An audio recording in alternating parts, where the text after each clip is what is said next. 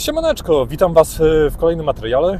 Jak widzicie, jedziemy na urlop, a korzystając z chwili, że akurat Mirela się tu tarabani po tej autostradzie i jedzie 80 za ciężarówkami, to mogę sobie chwilkę ponagrywać. Nie mam ogólnie dostępu teraz do ciężarówki, ale tak sobie siedzę i myślę i zrobiłem taką małą listę na razie. To są materiały na kolejny filmik. Znaczy kolejny, no zrobię w sumie, planuję zrobić 3 filmiki. O, światełko wróciło. 3 filmiki. Jeden zrobimy sobie o zaletach pracy na moich ulubionych siloskach. Drugi sobie zrobimy o wadach. A trzeci to zobaczymy, jak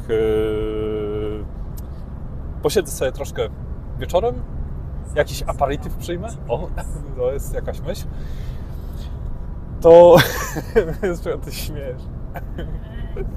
To może mi jakieś fajne pomysły wpadną do głowy i coś jeszcze dogramy. A i ten obiecany filmik o tych zarobkach zrobimy, ale to musimy z Mirelą usiąść i policzyć, porachować, jak to będzie wyglądało.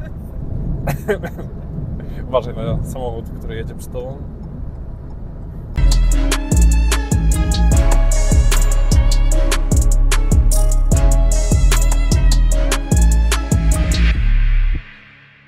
No z tym ciągnięciem Mirela mówi, weź to, co ty pierdolisz za bzdury, jakie ciągnie. No faktycznie jedzie normalnie, tam 130, 140, jest luks. Biorąc pod uwagę, że nie wiesz jak się wkłada bilecik. No to ile? 70 000 euro? 730 euro za 50 km. Jakby ktoś był zainteresowany cenami autostrady we Włoszech. Arrivederci. A powiem Wam tak, że ogólnie rzecz biorąc, tak jak ja to widzę, no to praca na silosie to jest jedno, że ta praca jest ciekawsza, bo jeździłem tam deką, jeździłem tam z chłodnią i z kontenerem i tak dalej, to w sumie można powiedzieć, że całe spektrum przerobiłem. To naprawdę ciekawa ta robota jest. Codziennie w zasadzie, no niby te ładunki, to podłączenie tego wszystkiego i tego typu rzeczy, no to jest mniej więcej to samo cały czas, tak? Ale stopa ty masz.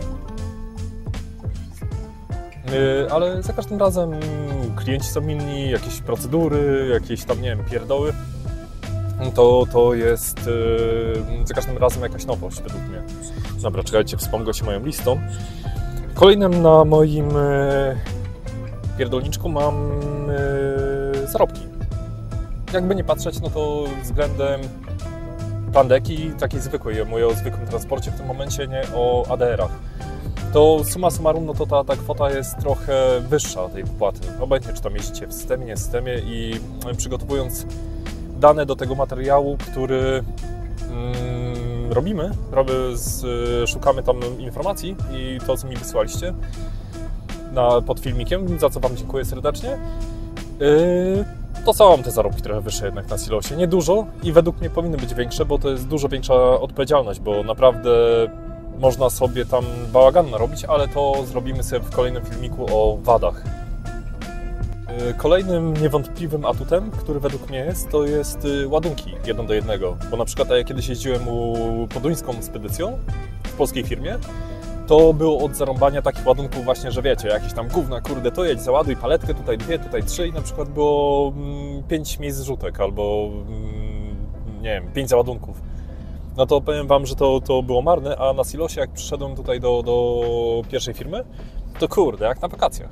Człowieku, 1 do 1, przyjeżdżasz na firmę załadunkową, ładują, na rozładunkową, kurde, wyładowują i z bani. Nie ma żadnego pierdzielenia z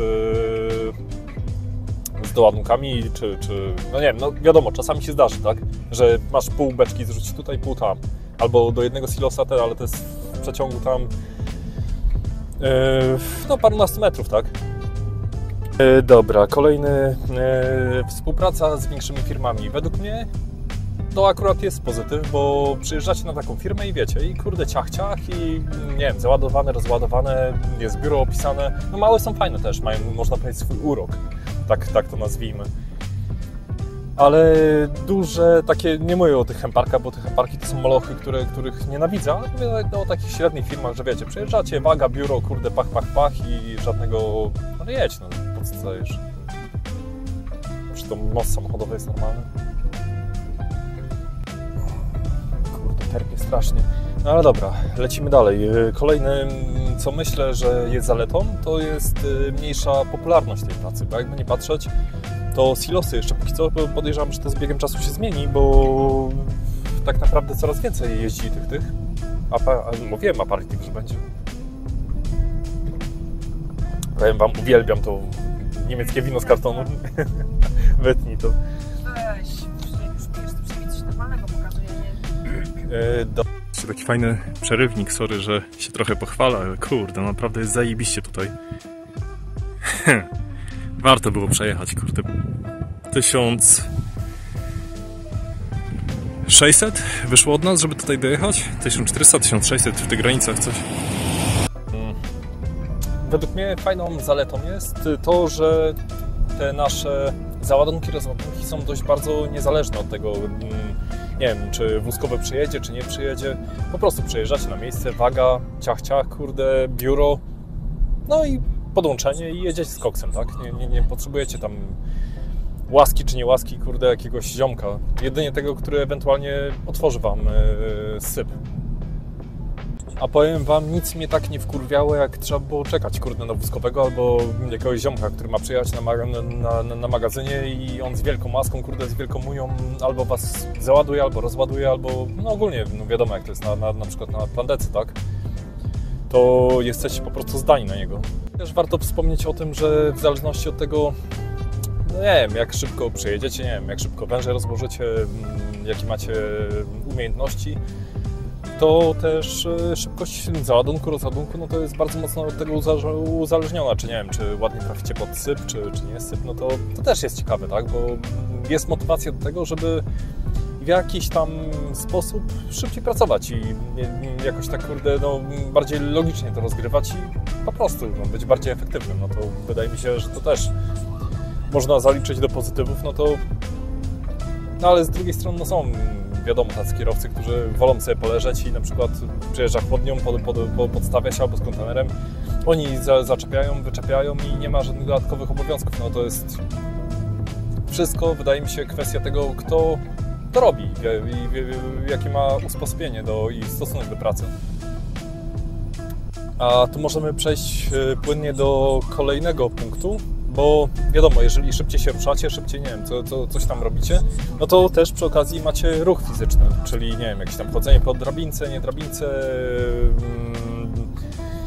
zakręcanie, odkręcanie, wyciąganie węży, chodzenie w tej i we w ten, to wiadomo, człowiek w ruchu jest, no to łatwiej jest też w jakiś sposób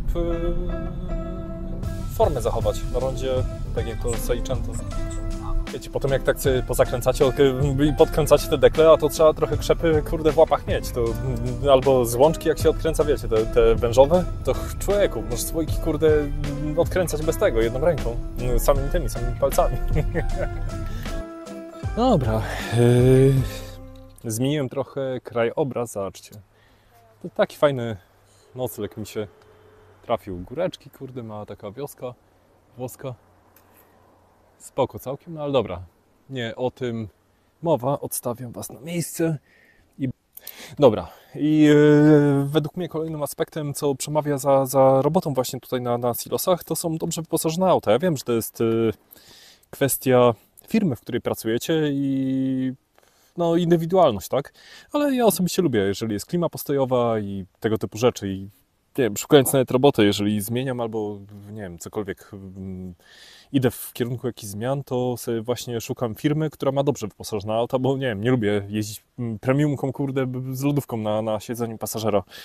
To nie w moim temacie. Nie wiem, jak jest klima postojowa, czy nie wiem, fajnie wyposażone auto, to no jest zaleta, tak? Nie mówię, że mam mieć, kurde, skórzane fotele, czy cokolwiek innego, ale jak coś tam mamy, jakieś wyposażenie dodatkowe, to jest fajnie. Odpowiedzialność. Zapisałem taki punkt, ale to może być plus, albo może być minus, tak? Bo no wiadomo, wszystko zależy od tego, kto co lubi. Jeżeli lubimy robotę, kurde, prostą, nie wiem, jak na przykład wożenie Amazonów czy DHL-i, no to podjeżdżasz, zabierasz BDF-a czy naczepę, tak? I odjeżdżasz. I z bańki. Nie ma aż takiej odpowiedzialności, a tutaj naprawdę może być dym, a może wszystko fajnie pójść, spokojnie. Więc to dałem tutaj plusik z minusikiem, takie kurde, takie pół na pół. Dobra, i ostatnią rzeczą, która mi się podoba, to jest to, że ta praca jest dość ustabilizowana.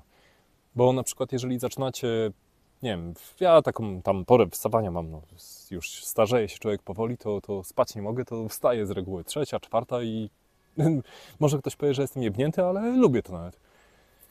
I to jest fajne, że wiecie, że zaplanujecie sobie te 10 godzin pracy w tym wypadku, bo tu u nas w firmie bardzo przestrzegają tego, żeby te 10 godzin pracy normować.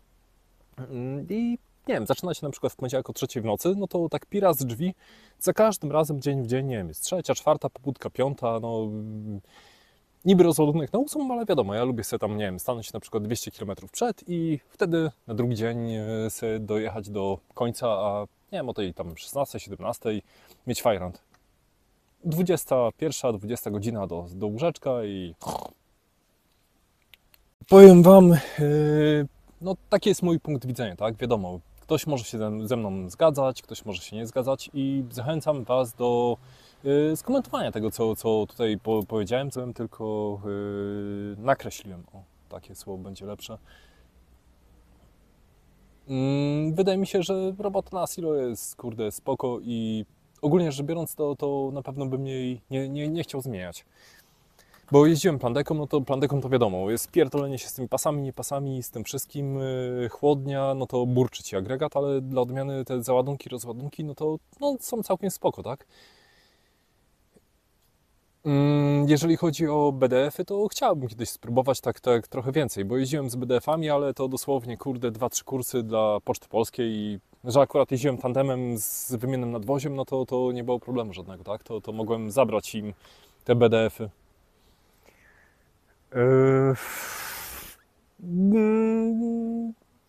Zapytać się o pewnie punkt zarobki, tak? Że tam Rafał, co ty pierdolisz, gdzie te zarobki takie są wyższe, ale powiem Wam, są wyższe. Na przykład przy robocie, jak patrzyłem pod kątem właśnie plandek i tak dalej, no to na przykład 2,5 tysiąca euro u nas w Niemczech jest taka stawka. Tak mniej więcej 2,700, 2,500.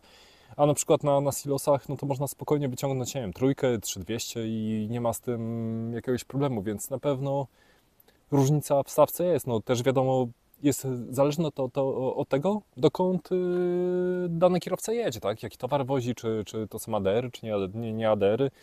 Włoska kawka. Dobra, moi drodzy panowie, wydaje mi się, że na tym skończymy ten odcinek. Jeszcze jak mi przyjdzie coś do głowy, bo kolejny filmik, który nagram teraz urlopowo, to będzie o wadach tej całej roboty i tak dalej, tylko trochę temperatura musi zmaleć, bo powiem Wam, tak daje, jest dzisiaj 3 październik, a kurwa to jest 31 stopni, to nie są warunki do pracy i do nagrywania, ale ładnie, wino, witaminy, wiadomo jak to we Włoszech. No nic. Tak od siebie chciałem wtrącić jeszcze, że powoli zbliżamy się do 1000 subików. Tak więc zachęcam Was do subskrybowania, polubcie mój kanał. Lecimy do 1000, żebyśmy dobili brzegu. Ja idę pić wino, a Wy trzymajcie się, pamiętajcie, zostawcie lajka, subskrypcję i do zobaczyska, do zobaczenia we wtorek, albo w poniedziałek, albo w niedzielę. Zobaczymy jak wyjdzie. Heja!